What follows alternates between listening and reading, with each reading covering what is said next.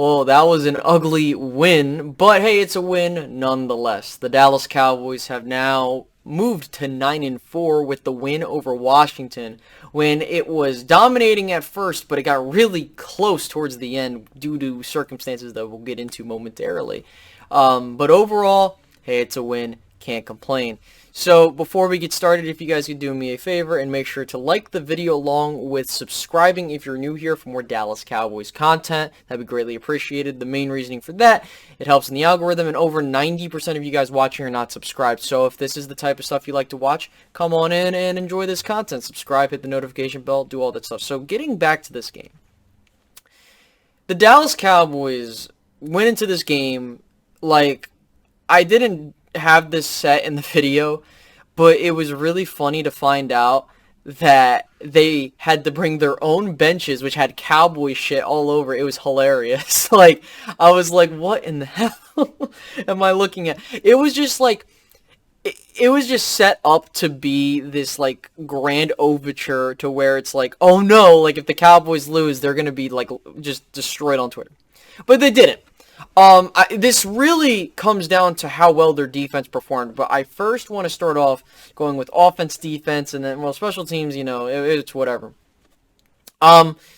Offensively speaking, Dallas is still in this funk, and I said going into this game, don't be shocked if Washington's going to give you fits, and I do expect them to win again. And they really could have won this game if it wasn't for the fact that the defense played so well, and I'm not trying to, like, I'm happy we won, and I'm not going to sit here and be like, see, I told you we went. Like, look, I felt that Dallas would come into the game and they should be able to take care of business, which they did, and they awkwardly slammed the door shut for the NFC East. It's all but a foregone conclusion that Dallas will win. They have three division games to go, well, yeah, they have three division games to go with 3 wins against all 3 opponents. They have another NFC East team in the Giants who are looking sluggish, so that should be a win. But it's just this offense looks lethargic as hell. And, you know, you can look at it multiple ways. And it's just in my head, what makes me frustrated is that, you know, the execution part is one thing, and I'm not going to sugarcoat it. Dak didn't play well, and he had moments where he looked solid. Like, you know, he had the MG-13 like 47-yard bomb that was negated because of a penalty. On top of that, you had situations where you had both your tackles out, so I feel like they went back into this little shell, and there were moments where Dak didn't want to run. So there are things that, like, he can get out of. It's not like he's been playing, like, in terms of the entire season, it's not like he's played for the entire season like a crap quarterback, okay? It's not like where he was, it's like a Carson Wentz, where, like, he's just playing like crap the entire year and he has to get benched. He hasn't gotten to the point, like, he hasn't said to, you know, oh, you know, it's that bad. It's not that bad. He's been playing at most average in this stretch. That doesn't mean he can't be great. I think he is a great quarterback. The problem is he has to get back into rhythm, and this is the part where I have an issue with, and I noticed this during the game.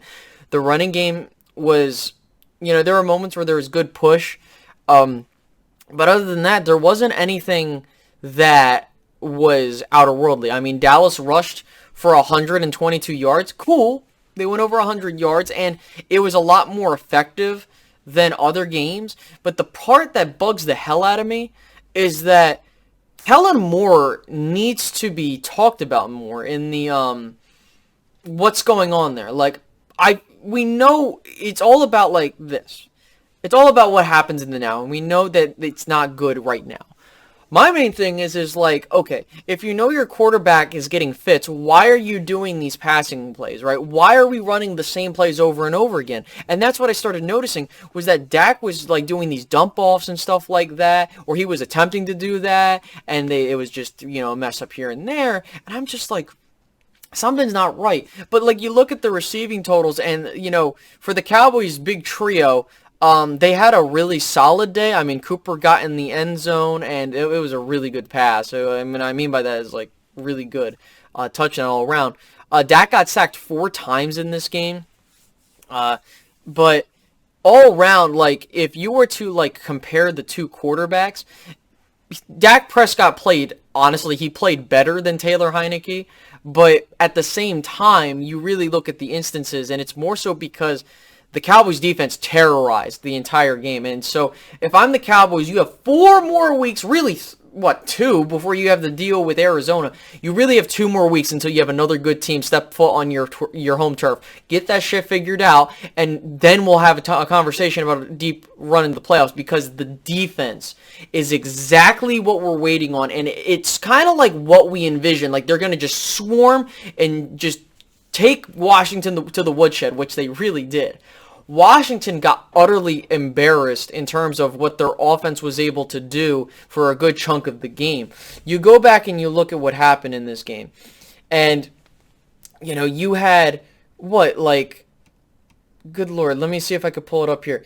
Micah Parsons with 2 sacks. Neville Gallimore and Tank Lawrence and Randy Gregory all with a sack. It's just unbelievable how crazy, that Neville Gallimore sack was just holy crap, because he took out 2 guys, and I'm like, oh my God. But overall, the Dallas Cowboys defense is coming together, and it's coming together exactly how we're trying to envision it. Micah Parsons has further elevated his case for Defensive Player of the Year. Screw Defensive Rookie of the Year, because we know he's going to get that. Defensive Player of the Year is now in question, because I believe he now has, 12 sacks now on the year? As I'm doing this in one take, because I don't really care. Micah Parsons, yeah, he has 10, 11 sacks this season, and it's just unbelievable, how much of an impact he's made. And so if I'm Dallas, if you can get this offense right, this is going to be a very scary team to deal with. And again, there is a possibility they get out of this funk, and I think that a good way to look at it was the Giants game, for example. We don't really go back and look at that because we know what happened, but if you go back and look, the Cowboys offensively were in a bit of a funk, but then there was a play that got them out of that funk, and they started steamrolling the Giants. I think that Dallas needs to have that exact same moment, and it could happen against the Giants again. I think that you have an opportunity in these next 2 games to reassert your offense as a top-level unit, because they have been, below average. The plain and simple. But then you go and you look at this. The Cowboys had, what was it? They had a couple turnovers in this game. I believe it was actually 4. I was thinking of 3 at the time, but I believe it was 4 as we pull up the Gamecast. And, I mean, as you can hear Brad Sham, but as I'm pulling up the statistics and stuff like that, yeah, I mean, it's just an all-round great performance by the Dallas Cowboys defense. I mean, you really rocked Taylor Heineke, and you threw him off his rocker. So you had an interception, and you had 3 fumbles lost, and one of those interceptions was from Randy Gregory he just the awareness, and then you had the fumbles, one of which led to a touchdown. So this is just really good stuff to see. And I don't want anybody to be upset with where we're at. The Cowboys are 9-4. We know that this Cowboys offense has the potential to get back on track. It's just a matter of if they, and can they, and when will they. If they can get this thing back in gear, this is going to be one hell of a team that might go on a run. But that is the question mark. They got 2 more games to get this thing figured out, and I don't know how much longer this stretch is going to go for. You really look at it, Dallas, offensively speaking, has been up and down. And so, again, you score 27. Well, really, the Dallas offense really put up 20 points. So that's okay. But they can't afford to be effing around. If they want to seriously challenge for the championship this year, they got to play better. I think Dallas is kind of giving me some indication of where they are at as a team. I think that they're a team that can probably win a wild card game, but as for a divisional round game, going and playing, winning 2 playoff games, I don't know. But overall, I don't think we can be upset with a winning record season. We're 9-4. Dallas, like I mentioned previously, has officially slammed the door shut on the NFC East with this win, putting Washington below 500 and really just killing all momentum for them. So as a result, Dallas has New York on the horizon.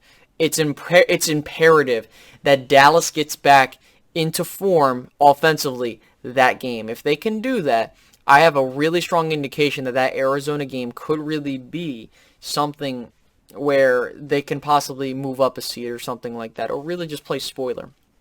So, all around, guys, fantastic performance from the defense. Offense still has to get their shit together, but I think that we'll be fine. I think that we'll be fine as long as we get back to form. This isn't like a situation where Dallas can't do it. It's just they have to work it out, and that's all I can say. So, I hope you guys enjoyed, and let's just see how things go, and we'll just progress, and, hopefully we can get stuff back on track. All right, guys? Second straight win. Let's get back in the win column next week. Catch you guys later. Have a good one, guys. Bye.